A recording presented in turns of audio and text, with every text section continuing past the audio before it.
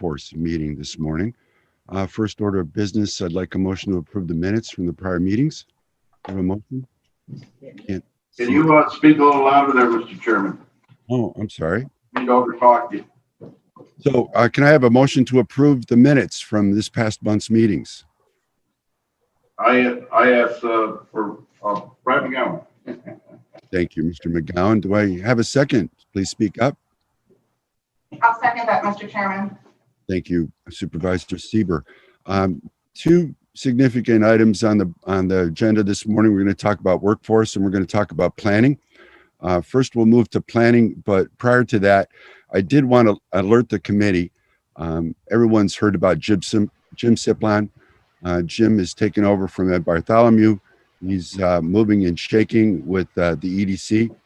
And we're hoping to have the opportunity to have Jim and his team meet with us at a committee meeting this month. Unfortunately, this week was a little bit inconvenient to make it happen. So I just wanted to alert everyone that we will have a meeting next week sometime, joint EDC and LDC meeting, and Jim will come and talk to us about his plans for the EDC.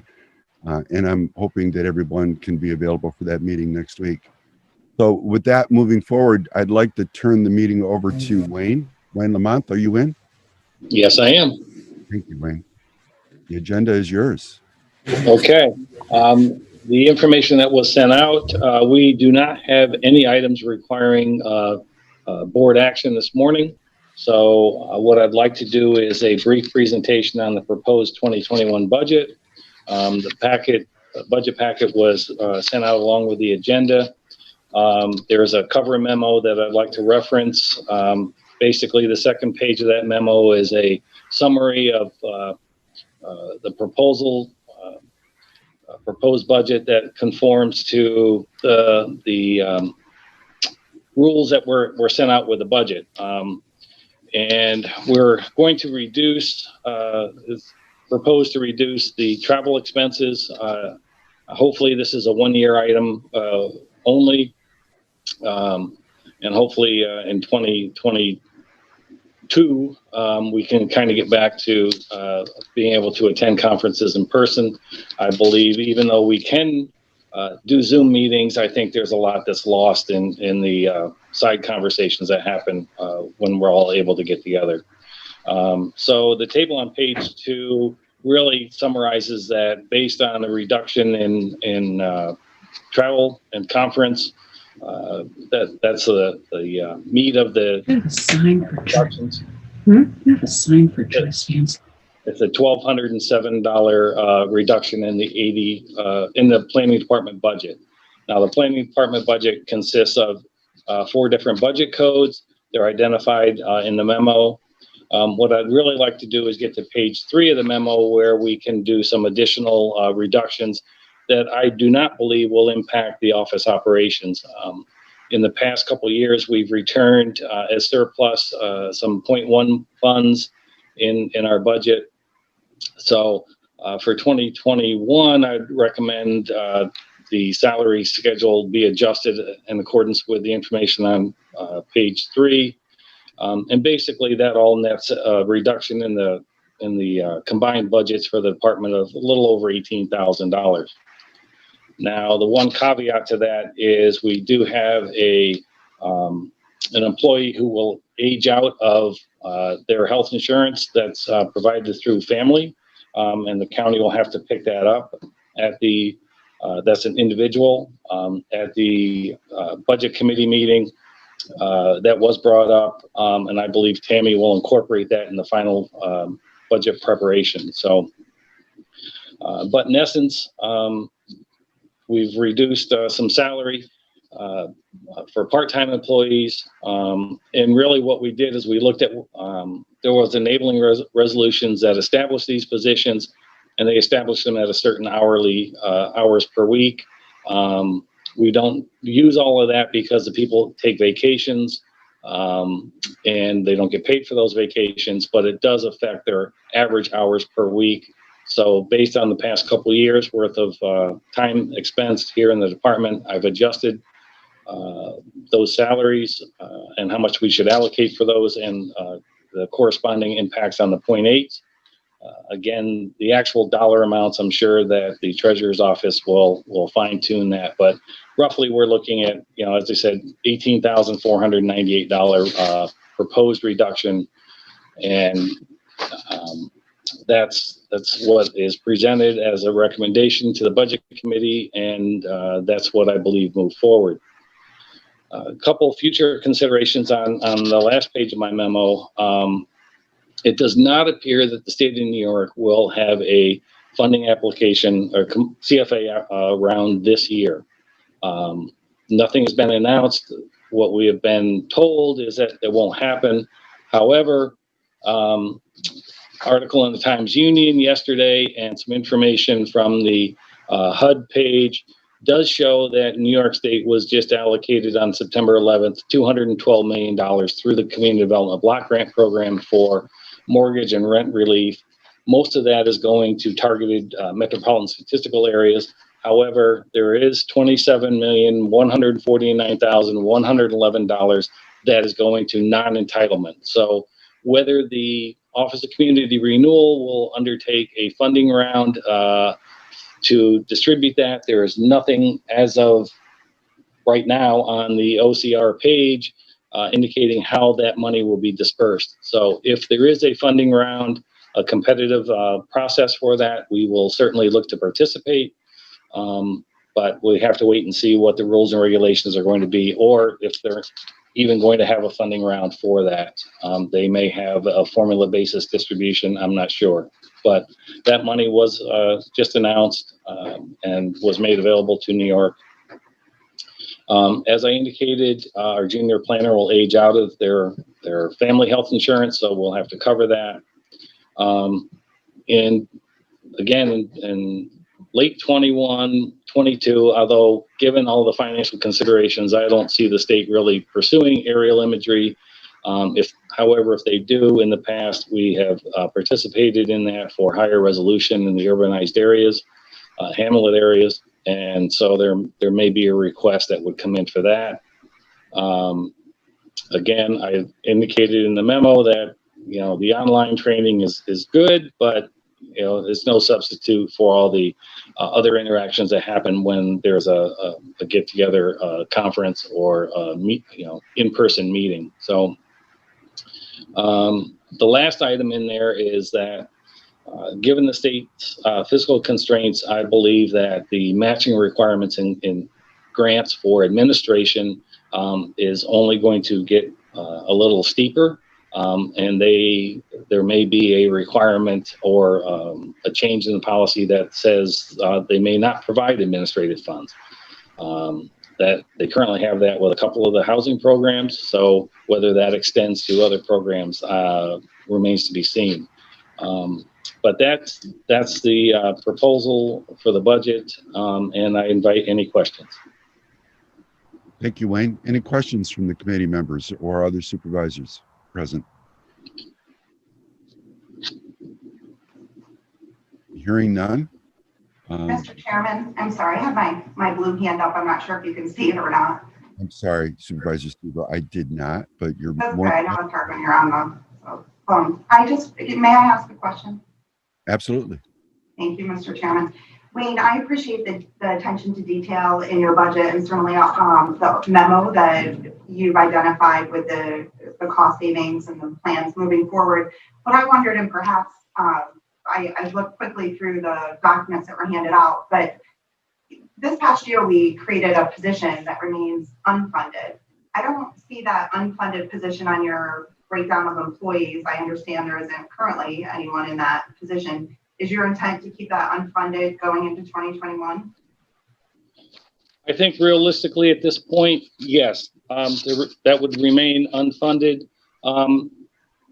Again, we would look to what happens with funding rounds and with programs.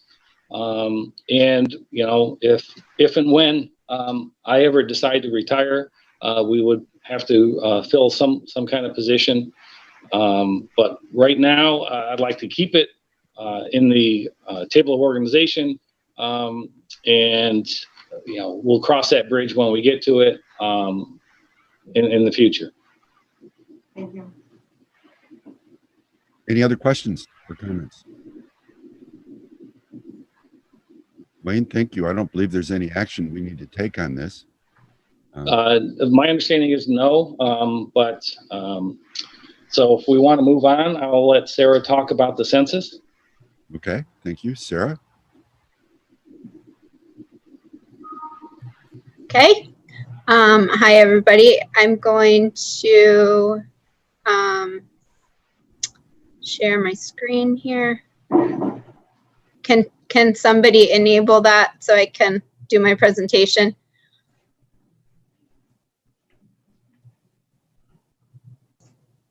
Thank you.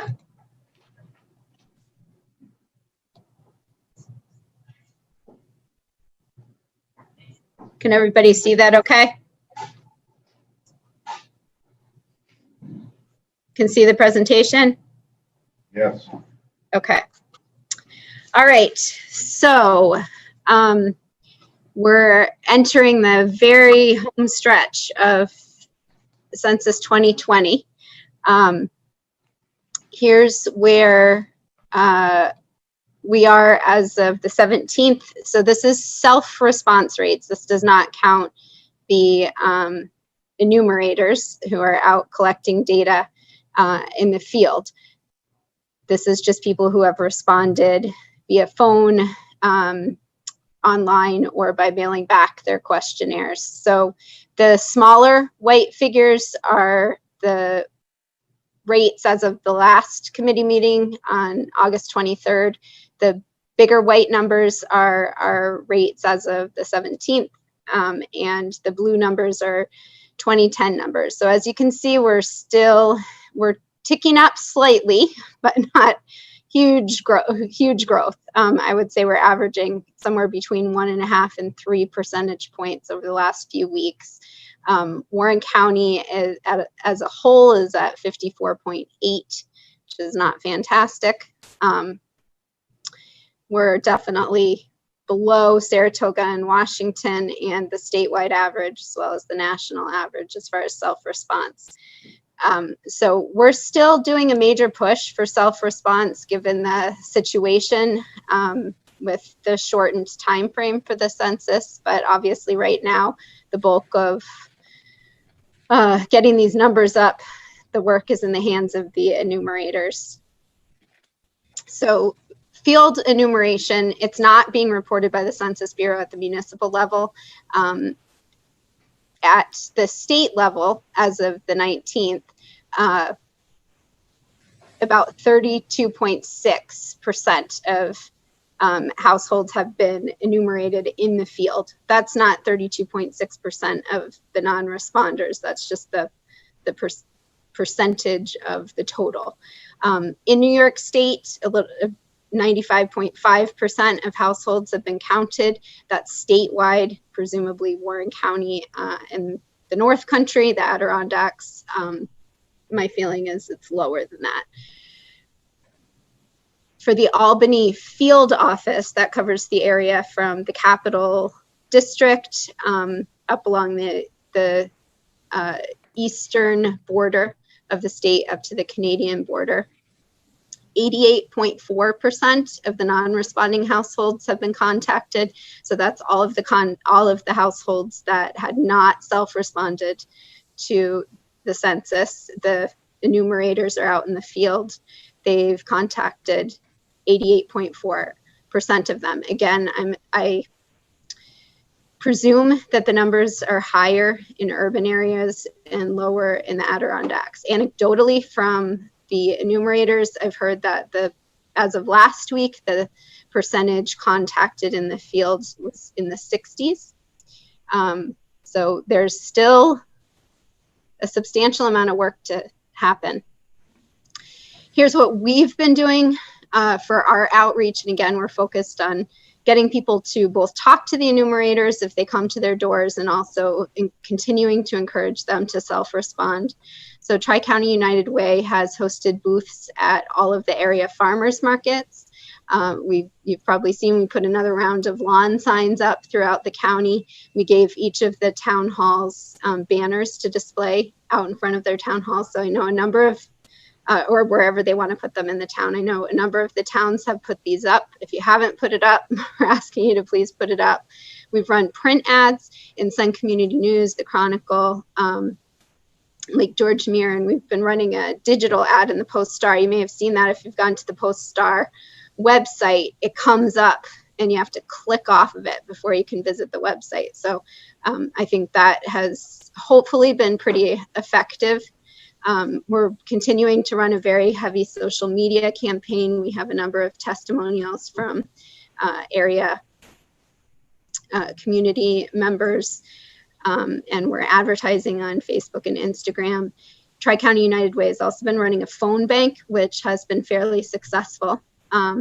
And we've done lots of mask and hand sanitizer distribution. I wanted to thank Don Lehman, who did a giveaway at the mall last week. We've also been distributing them through the farmers market booths and to area schools, and also Family Services Association. And we had reminder cards printed, and those are being distributed at farmers markets, and also our Office for the Aging is including those in all the senior meal deliveries. So we're continuing to plug away.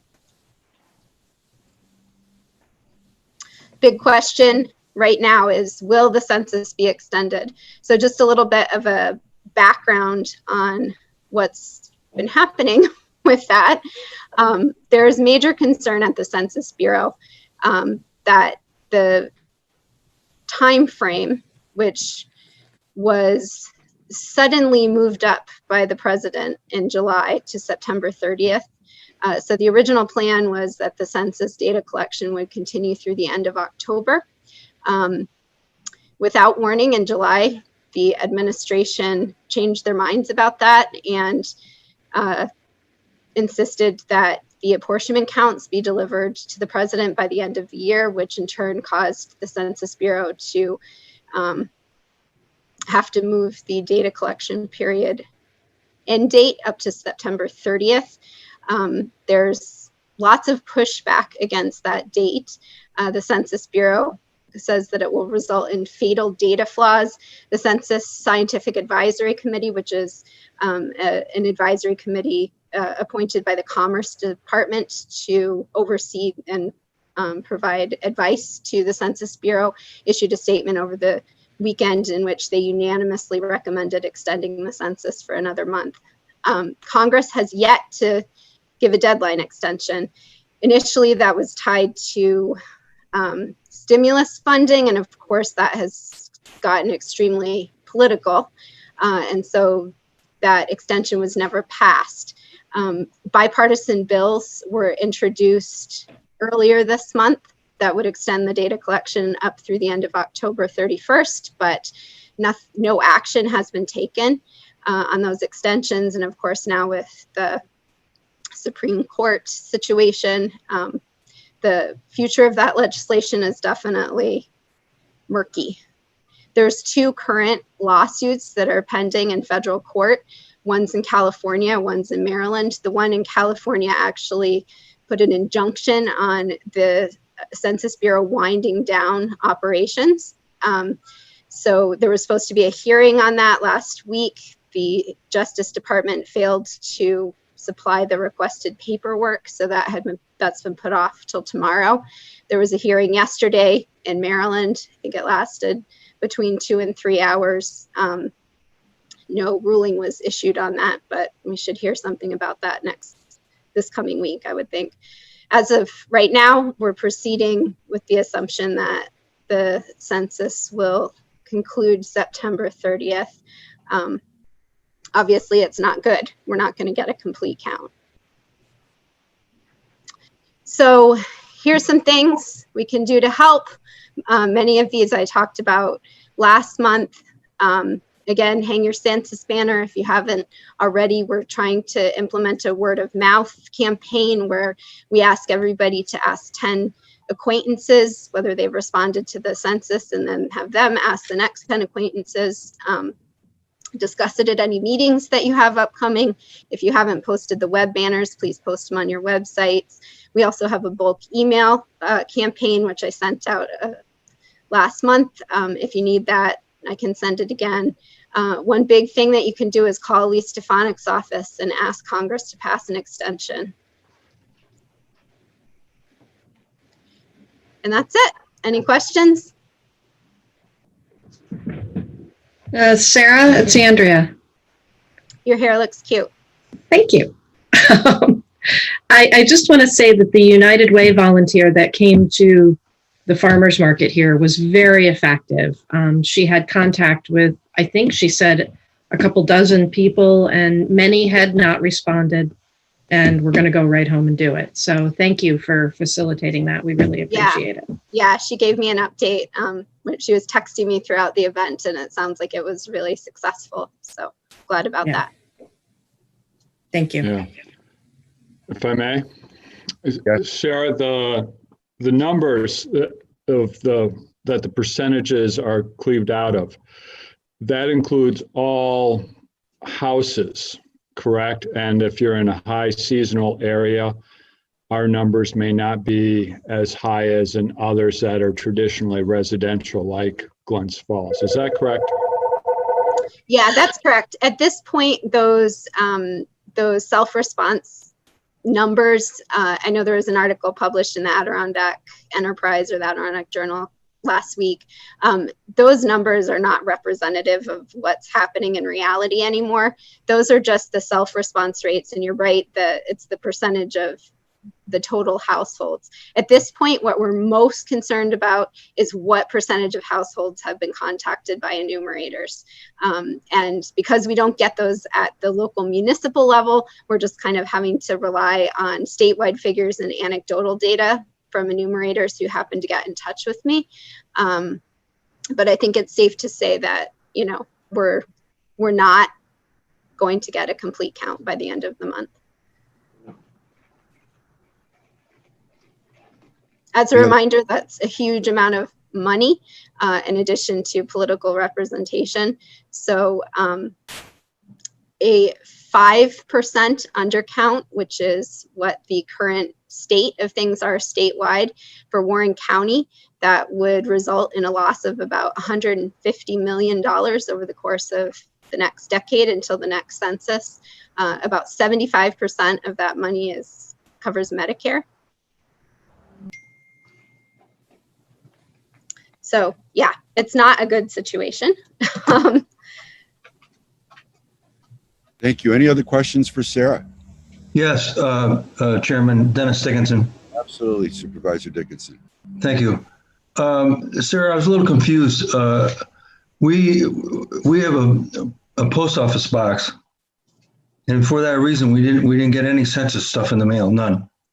But I called around. One of my neighbors is an enumerator, and she came around, and so we've been enumerated. So Yep. my question to you is, you put up a figure there, 36% plus people were picked up by enumerators. I'm not quite sure I understand what that 36% of what. So that's Is that 36. 40-some% we have already? So yes, so that 36% is a statewide figure of how many households have been enumerated in person by an enumerator. So you would add that to the self-response rate. But again, in towns that have seasonal populations, that self-response rate is not, it's not an accurate gauge of community response. So right now, we're really focused on getting the last 5 to 10% of, I think it's safe to say that we're probably somewhere, 85% plus of county residents have been enumerated. But with the figure I just gave you about that 5% undercount, it's a huge amount of money plus political representation. So it's really critical that the Census Bureau's goal is to get 99% plus. And obviously the last 5% are the hardest, because those are people who are very off the grid, hard to reach, are wary about talking to anyone from the government. So that's where we are now. we're at the end here with the people who are much harder to reach and harder to get to respond. Thank you, Sarah. I have one more question. Sure. I couldn't figure out where Lake George was on your little map. What are we presently at? We are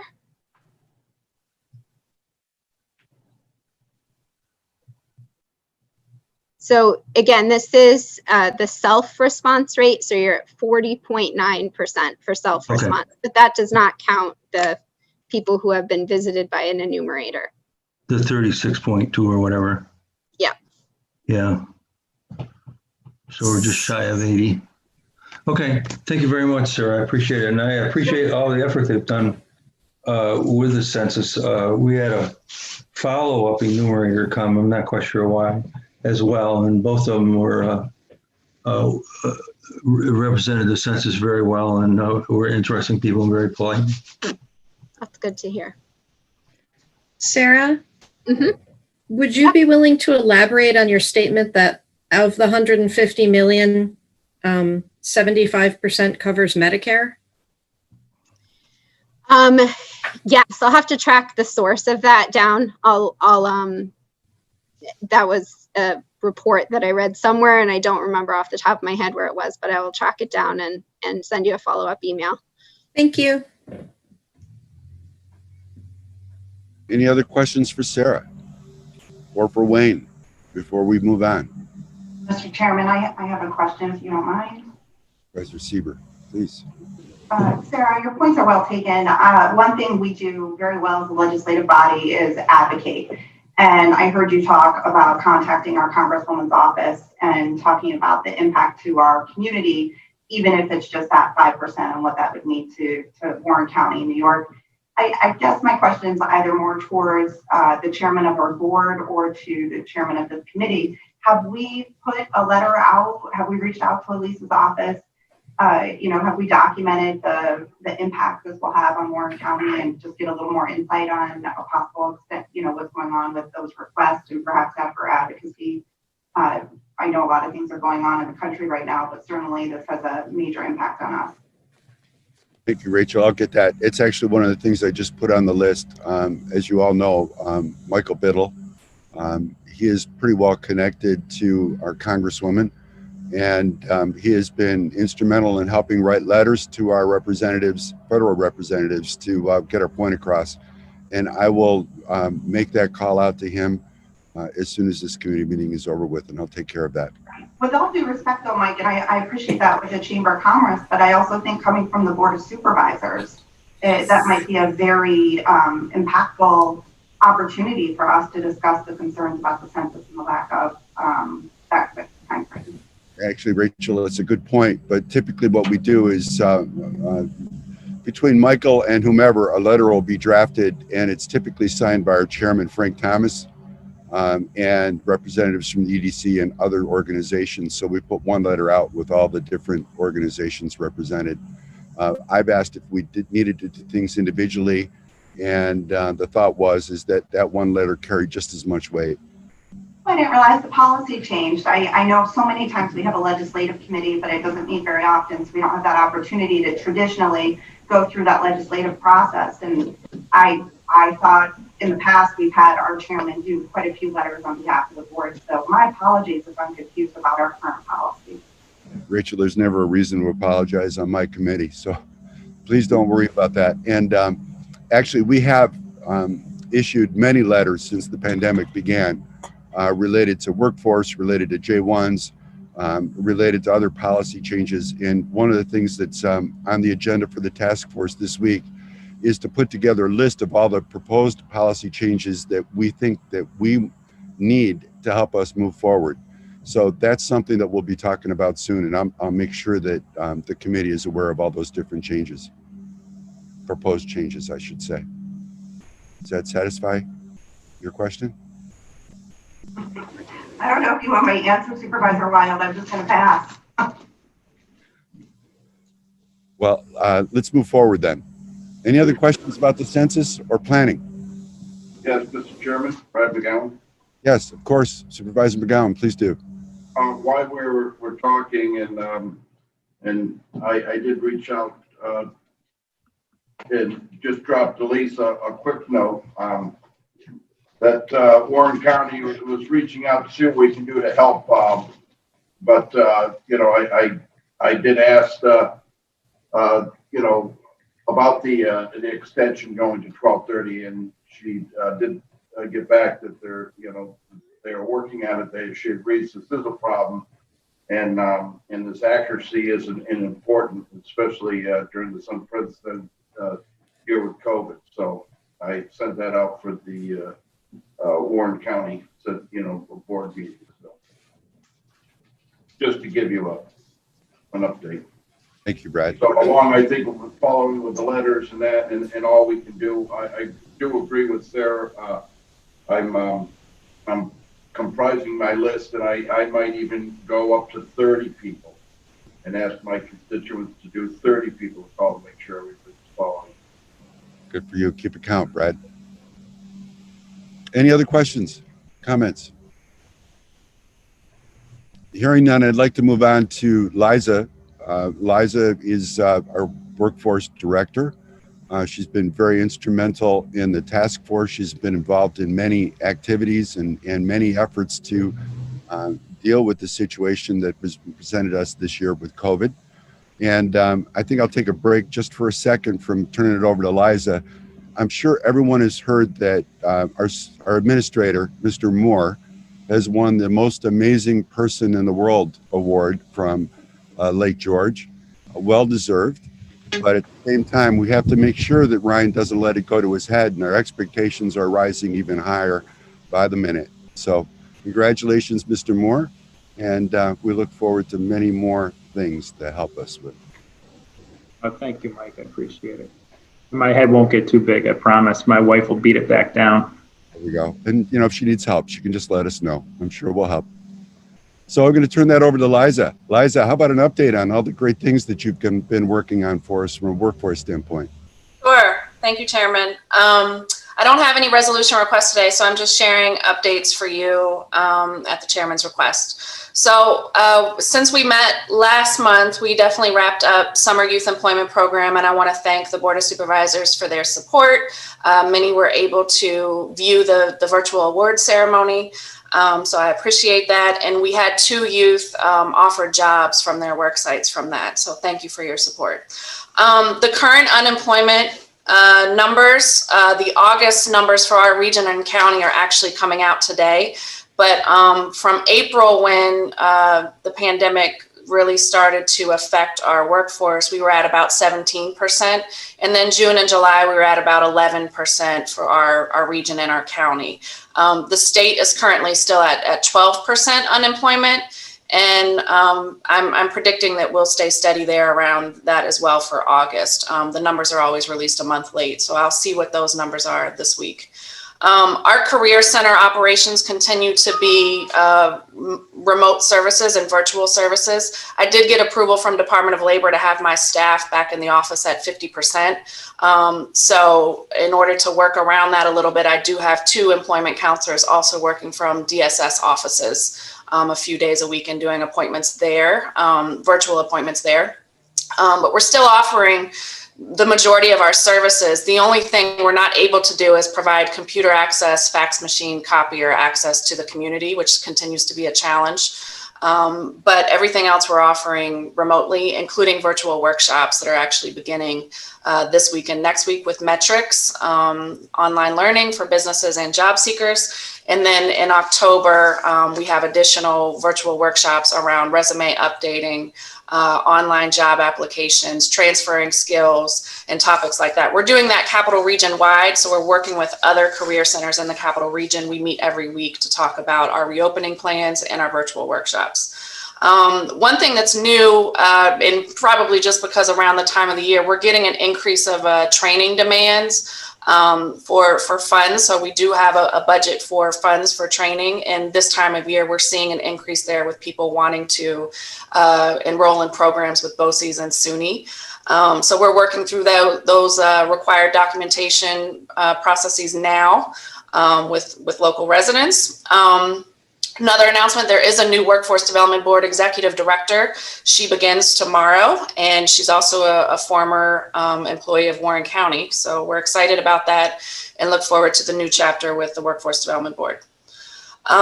Recent news in the last week, U.S. Department of Labor is giving $40 million to rural healthcare worker training programs through WIOA programs like My Office. I'm excited about that, but also I'll have to be very patient because we're still waiting for the dislocated worker fund from the April CARES Act money, that $12 million that went to the state. Legislators are well aware that we're waiting on those funds, so I don't anticipate getting the application process very quickly either for the 40 million healthcare training funds for rural areas. However, with the funds that the Regional Planning Board recently received, I am partnering with EDC and the Regional Planning Board on some business support services. So many businesses need technical assistance but are not able to afford it with local consultants. So we will be using some funding from that award through EDC, and I'll be partnering with them on that. We recognize that we still need to have the J1 workers, and we need to have a balance of having our local workforce fill some of those jobs, but then also having the J1 workers next summer. So Mike Biddle is strongly advocating with legislators as well about making sure that we can get the J1 program running again for next summer.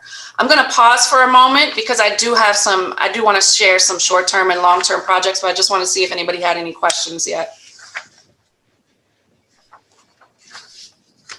Chairman? Sorry. I got one too. Just a moment. Liza, if you don't mind, I'm going to go first. The unemployment numbers you gave us, the 11%, how does that compare to prior years? And how many individuals increase do we have? Yeah, so thank you for asking that. We're usually at around 4%, under 4% in the summer. So yeah, it's 11%, and I'm really curious to see as schools are reopening and as infection rates may or may not go up, the next 30 to 45 days are really going to determine a lot about how many people are working or returning to work based off what they're able to do with juggling family and childcare and school. But yeah, we're usually at 4% and we're currently around 11% from the summer. But do we know from a number standpoint how many individuals that 7% amounts? I don't have that off the top of my head. I can look into that for you. Supervisor Bramer. I'm going to defer to Supervisor Hogan. Supervisor Hogan. Thank you, Mr. Chairman. Thank you, Liza. That was a really good report. I have a couple questions, but I'll email them to you for follow-up. I have two things. One, to circle back with Supervisor Sieber, I'm deeply disturbed by our inability to advocate for ourselves and for our constituents. You know that I like Mr. Biddle very much. I respect him very much, but we speak for the people of this county. We were elected to speak for the people of this county. And I do not want to see us abdicate that role to a private entity. I encourage you to rethink your stance on that. Second, I've heard a lot of crowing about how great the season was in parts of the county. And I'm glad for that. That's wonderful. Lake George had a banner year. Bolton had a fabulous year. But we still have 11% unemployment. And what I'm not hearing from this committee is a report from the task force on how we're economically recovering. I'm continuing to see, higher than normal unemployment and no recommendations from this task force. But at the same time, we're not being brought action items here in committee. So if there's work getting done, I'd like to know what it is. Thank you. Chairman, I do feel like I can address Supervisor Hogan's concerns just about some of the work that has stemmed from the Economic Recovery Task Force group. So short term, we are addressing the seasonal workers, right? So in the past, it has become, or it had been a trend or a pattern for a segment of the population to work in the summer and take unemployment in the winter. We can't afford to do that. And this year, like we all know, the pandemic has brought these issues to the surface. So businesses cannot afford to pay the unemployment. Many businesses cannot afford to pay the unemployment through the winter.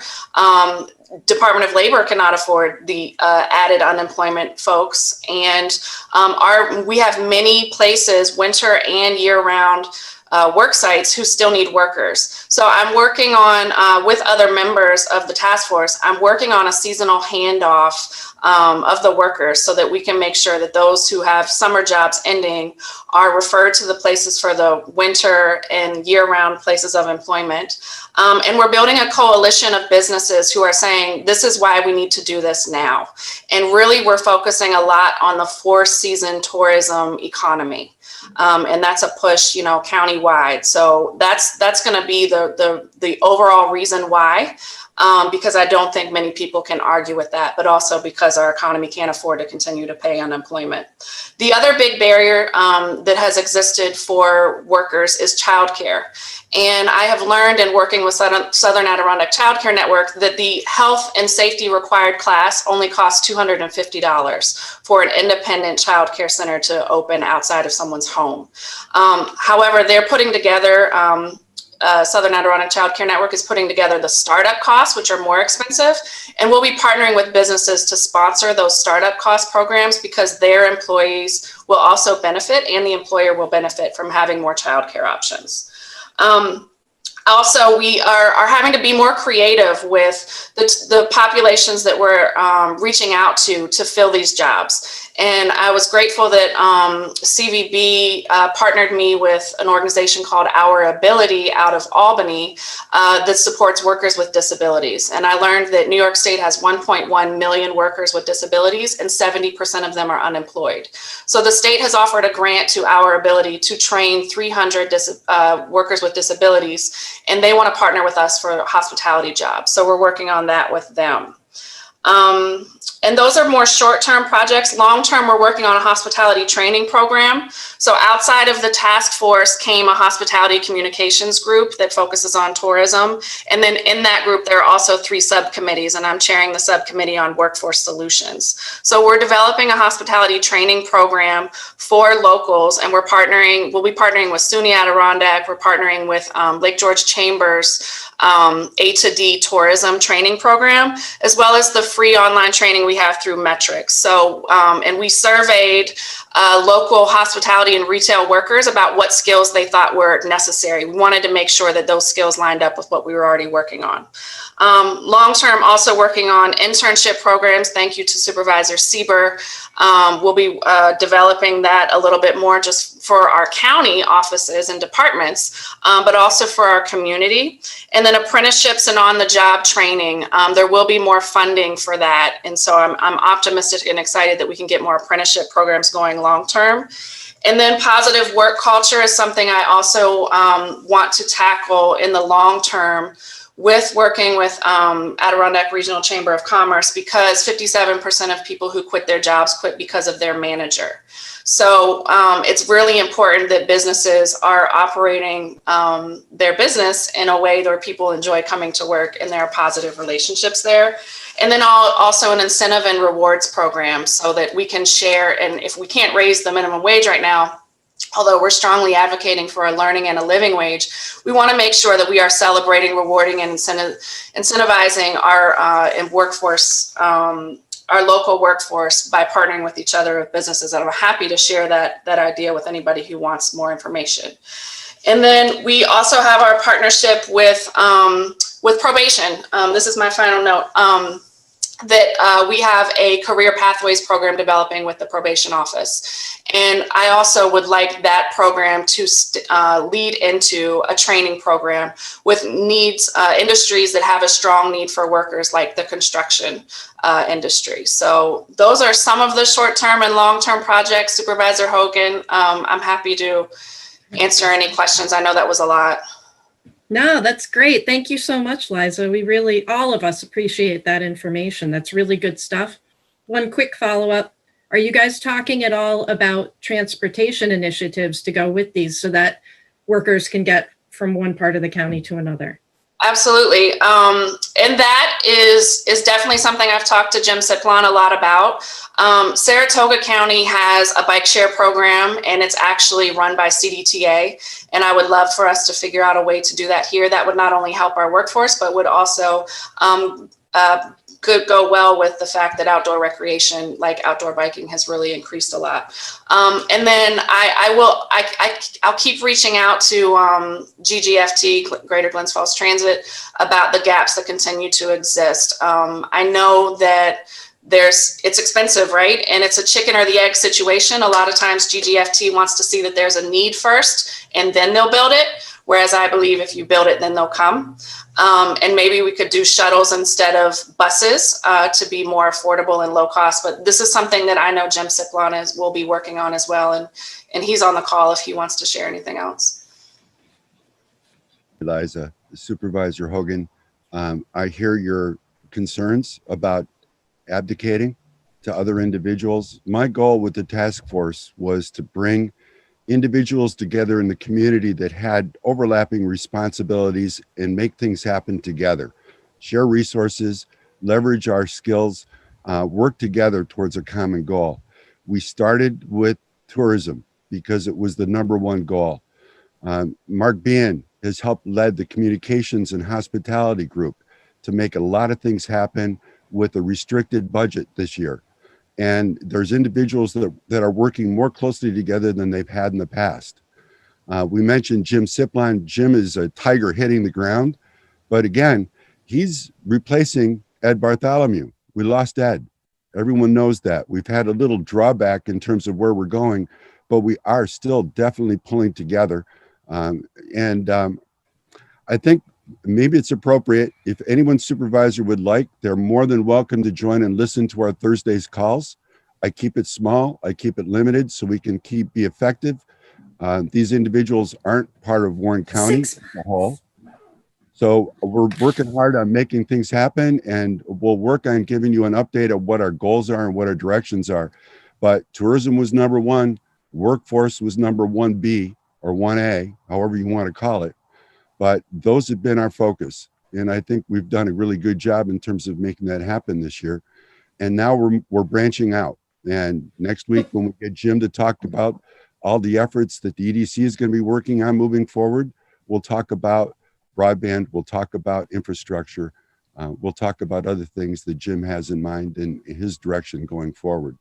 So, in terms of advocation, if you like, I'll bring it up to the supervisors on this committee. If they feel that we should have a separate letter going to our representatives, I'm more than willing to consider that and move forward in that direction. So does anyone have any comments along those lines? Supervisor Bramer. Thank you, Chairman Wild. I do appreciate the work that the task force is doing. I think Andrea still has some concerns, but I want to pop in on that last point that you just said about the advocacy efforts. I do think that this committee should take action on that.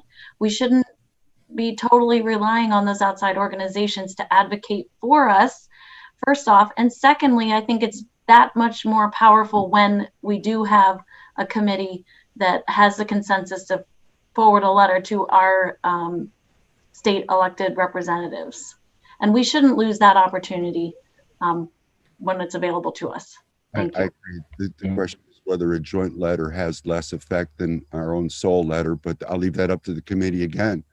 Do anyone have any opinions on how to move forward with that? And I'll open it up to any supervisor that's on the line. Yeah, Mr. Chairman. Mr. Chairman?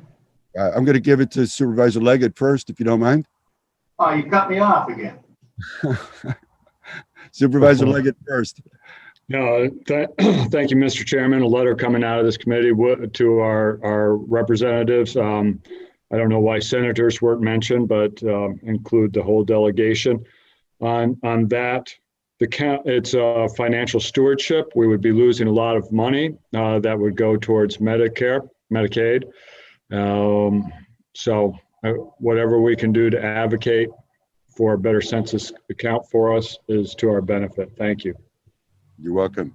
Supervisor Molino, I believe that's who I heard, and I cut off inappropriately. You cut me off, Mike. Jack Diamond. Oh, I'm sorry, Jack. I just agree with the thought that putting a letter from the committee together makes a lot of sense and sending it out. We certainly need to maintain our identity at the county level, representing all our constituents. Okay. Anyone care to draft that letter? I can do it. Thank you, Supervisor Bramer. Yep. Any other, did I miss anything else, Supervisor Hogan? I'm sure there's a few things more you'd like to talk about, but I'm going to give the floor to you. No, and to be clear, I have no problem with anything that these committees are doing. I just would like their activities reported to this committee a little more frequently. Thank you. I'll take that under advice. Thank you. Liza, anything else for Liza? Something that's unscheduled. I see Dr. Duffy on the line. Dr. Duffy, is there anything you'd like to address the committee with this morning, this afternoon? I don't have a lot to report. I typically just come in to say hello and give you any update. We did just have a joint county meeting and many of you were there, so thank you. I just would add that, you know, the semester is off to a good start. We're in our second full week, about 2.5 weeks into classes, and things are moving along quite smoothly. Even to the point we're hearing really good positive feedback from our faculty that are teaching remotely about the engagement of their students, which was great to hear. I did want to just follow up with Liza's comment about apprenticeships. The college is also engaged in, and I know our folks are working directly with Liza, but there is substantial amount of money available to set up apprenticeships in a variety of industries. So I hope that we can continue to partner on that for the economic development and workforce development of our community. Just so you know, our surveillance testing protocol is going to begin this week. We will be testing about 200 to 300 students and employees on a weekly basis to just monitor the COVID-19 virus spread.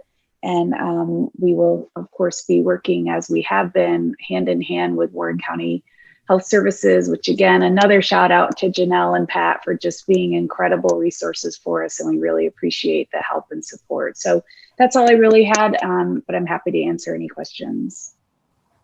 Thank you, Dr. Duffy. Any questions? Hearing none. I also see Jim Siplon on the line. Jim, any brief update for the committee other than what we'll talk about next week? Well, we'll go into great detail next week, as much detail as any of you would like to go through. We've had a successful discussion now with all of the municipal partners that we have in terms of being able to plan for next year with, and that was fundamental to us being able to then articulate back to you what we think we can do with those resources. But I think the most important point for you to understand is that we are going to invest significantly beyond what we have done in the past, both in terms of the content of what we do, but also in terms of the personnel and resources that we put to play in the organization itself. And right now it's just a matter of how much more than we've traditionally done, but we will spend into our cash reserves in the coming year to assist in any way we can the recovery efforts that we're all trying to be a part of. That's why we're all here. So the details on that we'll go through with you at length, Mike, and the rest of the committee. Another thing we're trying to do is to completely get consensus around the right way to manage the various economic development organizations of the region, which has, been something that Ed did personally, but now we need to confirm with each organization how we would like to do that going forward. So there's a lot of formative work right now, but it will lead to a very aggressive plan, and one that will have significant dollars and significant efforts underway. And we need your support in terms of input around whether we're working on the right things and whether or not we have the right measures and communication mechanisms to keep everyone informed. Thank you, Jim. And I would suggest we hold questions until we can arrange a meeting next week or sooner with Jim and his team. Anything else to bring to the committee this morning by the supervisors? Hearing none. You see the note from Don? Yeah, I was going to ask Don. Mr. Lehman, any comments? We do, Chairman Wild, from Frank Dietrich asking, he's a couple comments on the job issues. End of the year on hospitality labor will be difficult. For those that we unemployed this summer, do we know what jobs they applied for? Restaurants and hotels have struggled with the labor shortage. In some cases, rooms were not rented because they could not be cleaned. Restaurants limited days of operation due to lack of staff. A new local website was launched to look for local labor. Recruiting sites like Indeed were used heavily. What are the thoughts on what the business community should do differently to recruit locally when the jobs are there, but those unemployed do not apply? A good question. Anyone have a comment? Liza, I saw your hand. Sure. So what we're hearing from the community is that the hospitality jobs are typically low wage and high risk during a pandemic. And so not as many folks are interested. However, Frank does serve on our subcommittee, and we can continue that conversation because we're trying to get locals to want to join the hospitality field because there are so many opportunities for advancement. And so our goal in that subcommittee is also to show the career path, right, for leadership growth and the skills that you have to demonstrate in order to move from the dishwasher to a line cook, for example. And then also making sure the community knows event planner, restaurant manager, housekeeping supervisor, that there are so many other jobs that they can work their way up to. But that is really our understanding of why our local community is not as interested in the hospitality jobs, and why we have to be creative, why with getting workers with disabilities, workers with maybe some challenges in their past, and then certainly getting youth to fill some of those positions in off hours and weekends, because the gaps are so extensive. We have to get as creative as possible with reaching out to as many populations as possible. Thank you, Liza. And you've been all over the map trying to deal with this labor shortage issue that we've had all summer. And keep it up. Keep up the good work. But it's definitely been one of our main focuses from the task force. Mr. Lehman, any other questions, comments? No, sir, that would be it. Thank you. Any other privilege of the floor? Hearing none, a motion to adjourn today. So moved. Thanks for getting done on time. I'll Thank start in 7 minutes. A second. Brad McGowan. Thank you, Mr. Supervisor McGowan. With that, we're adjourned. Thank everyone. Appreciate your time, and we'll talk again soon.